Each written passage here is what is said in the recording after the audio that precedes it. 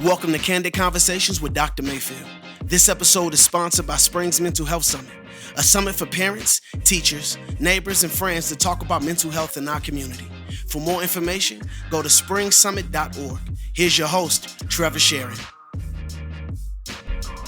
Well, we've made it. We are at, I think, the 31st episode of our first season. Throw in a couple of bonus episodes and you've got, I think, 27 or so. So today is the final episode of Season 1 of Candid Conversations with Dr. Mayfield, before Dr. Mayfield and I go right into hibernation. We're going to take a break for a while and go to sleep. And we will be back the first week of September. And so you can look forward to the first episode of Season 2, first Wednesday of September. And we'll be announcing that on our Facebook page and other social media venues as well. And don't stop listening and don't stop promoting while we're taking this break. And we're honored to have almost 3,000 listens, and that's a big deal for us. You know, we've only been doing this for about 6 months, and to have you listen and pass that along to your friends and your family is such an honor. So keep on spreading the word. Yeah. Today, we wanted to kind of look back onto how we started this season, on how to have a conversation. And in that conversation, we talked about active listening and what that means and what it doesn't mean. And I know that there were several things in there that seemed so contrary to normal human interaction. And today we're going to talk about one other thing that is very different than normal human interaction, but is such a powerful tool. We're going to be talking about reflective listening. Well, it's interesting that we're doing this today. If anybody has turned on the TV for a minute and watched the news, we're in a society that does not listen well, and especially when it's religiously or politically charged. And I won't say the name, but I was watching just a highlight of a popular talk show, and two people from opposing viewpoints were on, and they were already defensive before they started talking. And so there was no, I'm not going to say one side was better than the other. There weren't. I mean, there was nobody willing to put down the defense to listen.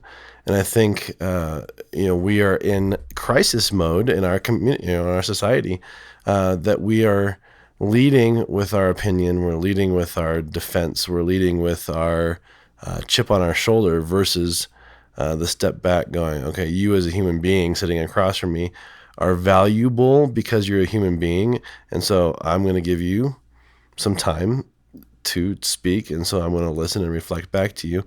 And it's okay, people, if we walk away and we don't agree. I've got some really good friends here that we don't agree 100% on everything, and we're still friends. Imagine that. So, Dr. Mayfield, what I'm hearing you say is that we can have an interaction with other people, not be on one side or the other, and listen to each other actually and still come out of it friends. Yes. I wonder what would happen if our political landscape were to take these things to practice and actually listen and not try to be right all the time. It's not rocket science, but it takes an added measure of awareness and a desire to engage than it does to just spout out your opinion and then turn off. Quick aside, I think it's important for us to note to our listeners that our voices may sound very strange right now. And that is because, I don't know about you, but my whole face is just leaking. And that's a pretty picture. Yeah. Yeah, that's why we're doing audio and not visual. Yeah, I'm just getting over strep throat, so my voice is about 4 octaves lower. So we apologize for how sick our voices sound. I promise you that September 1st, the first Wednesday in September, we will sound better. Let's hope so. So, Dr. Mayfield, explain to me and our listeners what reflective listening is. So you're all going to laugh at me when I say this, but it's not rocket science. It's you're going to pay attention to the person sitting across from you. You're going to hear the words that are coming out of their mouth. You're going to listen to their body language, and you're going to listen to the emotions of the room, and sit and just listen. And reflective listening is very much like active listening, where you're going to parrot back then what you heard. And it seems very robotic, or it could feel very robotic at first, but it's putting the emphasis and the onus on the person that is speaking and their intended meaning behind it. Now, you bypassed something that I know is common language in the counseling field, Sure. But I'm sure there's several people in the audience that have no idea what you're talking about. Listening to body language. Explain that real briefly. So, no, I'm not sure the exact statistics. I'm just going to throw these out, and we can make sense of them later. But it's, I think 20% of what 20% of our communication is through the words that we say, and then the other 80% is a mixture of emotion, facial features, body posture, body language. And so we talked about this, I know, in episode 1 or 2, but it takes 1/100th of a second for us to make a reaction to something, and 1/300th of a second for somebody to pick up on that. So when Trevor walks into the office and he says, "Hey, Mark, how you doing today?" and I kind of like cringe and then say fine, like if he's not paying attention to the whole thing, he'll just take, "Oh, Mark's fine." But if you're paying attention to the body language, you might say, "Well, Mark, you kind of cringed before you said fine. Like, what's going on?" And it might be, "Well, no, I'm not fine, but I'm, So it's listening and exploring the bigger picture. So paying attention to what somebody else is saying with their body posture or their facial expressions is a part of this listening process. Yes, and the reflective piece of this then is if you're talking to me and you're saying, "Here's how my week is going, having a really good time with school, my wife and I, our relationship is really great," but your eyebrows are furrowed and you're kind of parsing your lips and you're a little bit, closed off. You might be telling me these things, and that's maybe what you're hoping, but then I'm going to reflect back to you what I'm sensing and experiencing from you based off everything else. Well, Trevor, you say that you're having a good time at school, but when you say that, you have this worried look on you, like, what's that about? And from a reflective standpoint, you're just kind of, you're making it about the person you're listening to and not about you at all. Yeah. One other thing before we get into some more examples and how to do this. In my master's, we were challenged to have a 5-minute conversation with somebody and not ask a single question. And it's a lot harder than it seems, but when you have this skill of reflective listening, it's so much easier because there's no need for a question anymore. And you're able to really hear somebody and have the other person feel heard, which in my life at least, there are a lot of friends that I have that I want them to feel heard. I want them to know that I'm actually listening to them, not just waiting to respond or give them a solution, but exploring and learning. And it's really cool how you can do some of that digging without a single question. Yeah, and it's the reflective piece of, "Wow, Trevor, that sounds like it's really difficult for you at this moment." And then just being quiet. Yeah. And allowing you to, "Oh man, yeah, it is really." So you're speaking in deeper meaning, and so this is where it really takes practice, might be the right word, but intentionality when you're spitting with somebody, because this is not going to be a short conversation. This is not going to be a short, "Hey, how's it going?" "Fine." Great. Talk to you later. Yeah, but more so, "Wow, that sounds like you've got a lot on your plate, and it looks like you're making the best of it." Yeah. And it's you can throw those things out and poke into the deeper meaning behind it. And this is where we've talked about this throughout the season of the more emotionally intelligent you're going to be personally reflects into the conversations that you have. And I want to remind people as well that this is a skill that at least counselors work on their entire careers. And it is not counseling, No, for sure. Yeah. It is Preface just that real quick. a really beautiful way to interact with somebody and to validate through listening their experience. And so we wanted to give you some food for thought on how you may be able to incorporate this in your life with your kids, your spouse, your friends, in a way that will benefit your relationships. I want you all to think about this for just a second. when was the last time you truly felt heard? And just ponder what that looked like.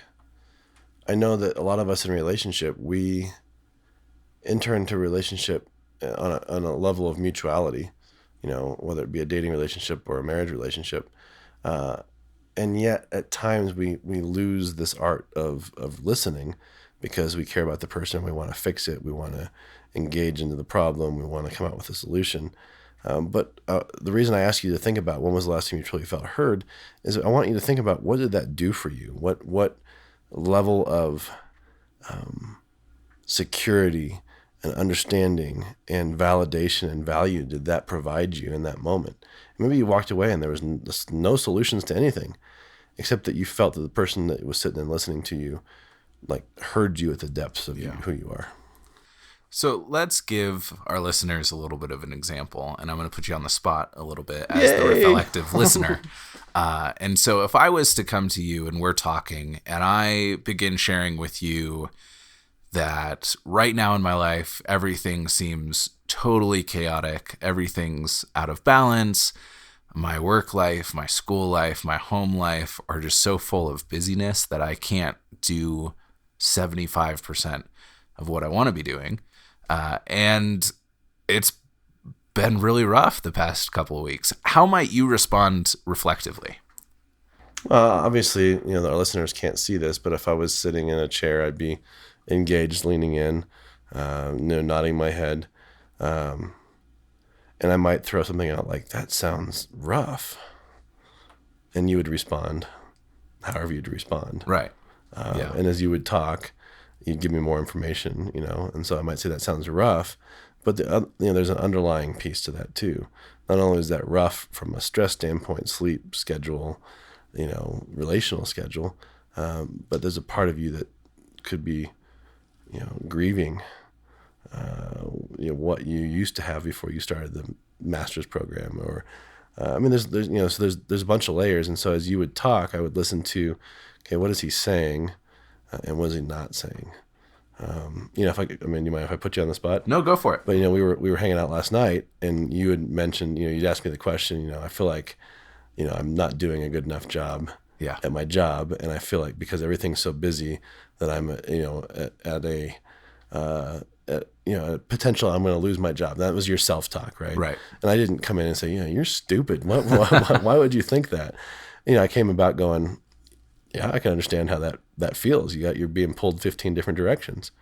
Reflective listening, validating at that same time. Yeah. And then what did I say after that? After you were talking through that, you said you're surpassing the expectations that we have for you, so you're fine. Right. Knowing with everything you've got going on, so there's some validation in that too. Totally.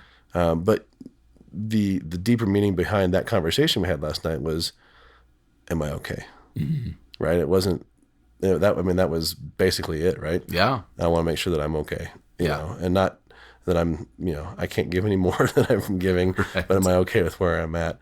And, and when you get to that level of validation for somebody, in a lot of ways, if you really think about it, it comes back to that. Everybody's asking in their conversations, if you get down to the core of what I'm dealing with right now, what I'm afraid of, what I'm worried about, what I'm scared for, what I'm anxious about, it's basically going, am I okay? Am I okay? Like, are we okay? Am I okay? And I think that's basically the core need, the core human longing piece that we keep on asking.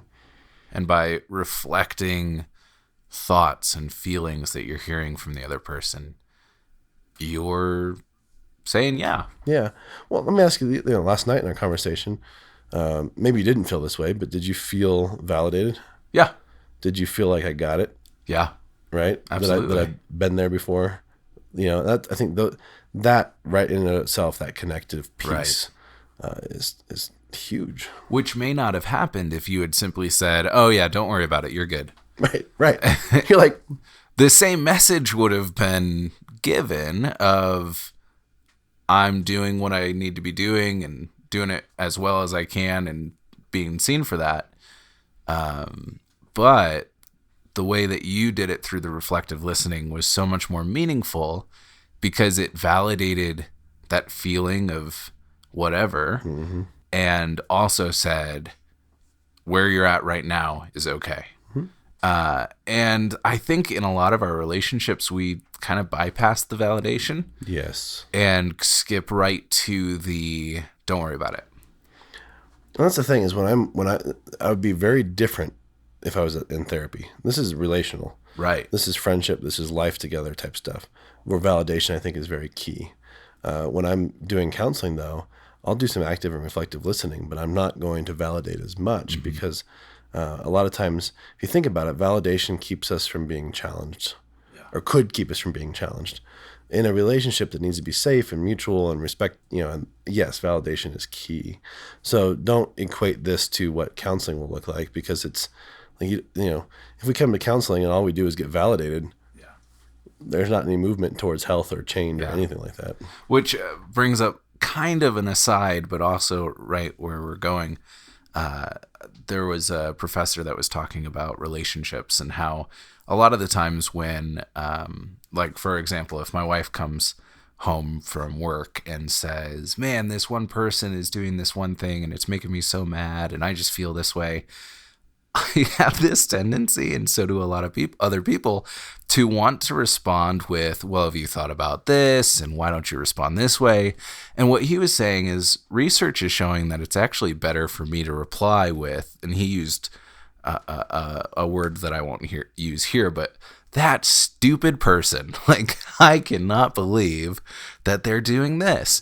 And being able to take the side of that significant person is powerful. And actually the better thing to do than correcting, like, well, have you really, like, this is your problem, not theirs. Well, and that's, you can imagine the first, or not imagine, remember maybe the first time somebody is, you're telling them something, they're like, yeah, that stinks, and is just emphatically dramatic about your situation. And you're like, yeah, and I think it's that level of validation and connection, that the reflective listening piece.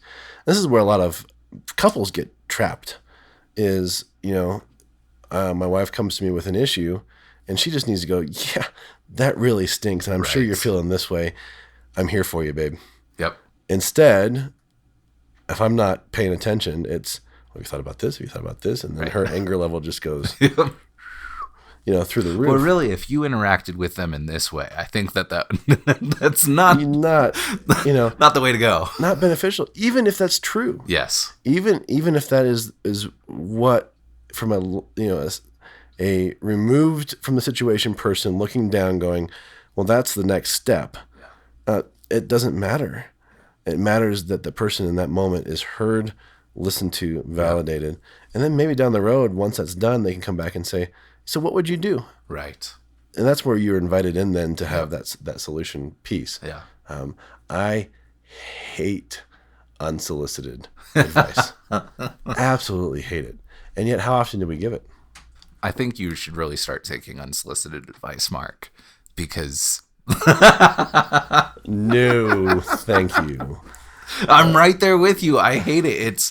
It's uninvited. It is unwanted. And it may be really good advice, and I think that actually makes it worse when it is. Well, sure. Because then you're like, well, crap. Now I kind of need to do that. Yep. So for those that are listening, the biggest thing that you can do, and go back, I encourage you, if you jumped on the season, probably bandwagon halfway through, over this next month break, go back and maybe listen to the first 4 or 5 episodes. Be kind to us, because those were our first couple episodes. We were getting our feet wet. It's a little bit awkward, but what does it look like to have a conversation and be in a relationship, and go back and just practice those skills. These are lifelong skills that we're going to need to continually grow in, practice, and develop. And it doesn't happen overnight. But they're so beneficial for when we're engaging somebody that needs our time and effort. Yeah. Thank you for listening with us. And we're so excited for a little bit of rest to refocus and come up with some really good content. If you have anything that you want to say to us or request as a topic, feel free to reach out to us at candid@mayfieldcounseling.com. You can also connect to us on our Facebook page, Candid Conversations with Dr. Mayfield, or facebook.com/cc with DM. And spread the word to your friends and family and coworkers about what we're doing. We will be back the first Wednesday of September, and we look forward to seeing you there. Thank you for joining Candid Conversations. If you would like more information, go to mayfieldcounseling.com/Candid Conversations and check out our Facebook page, Candid Conversations with Dr. Mayfield.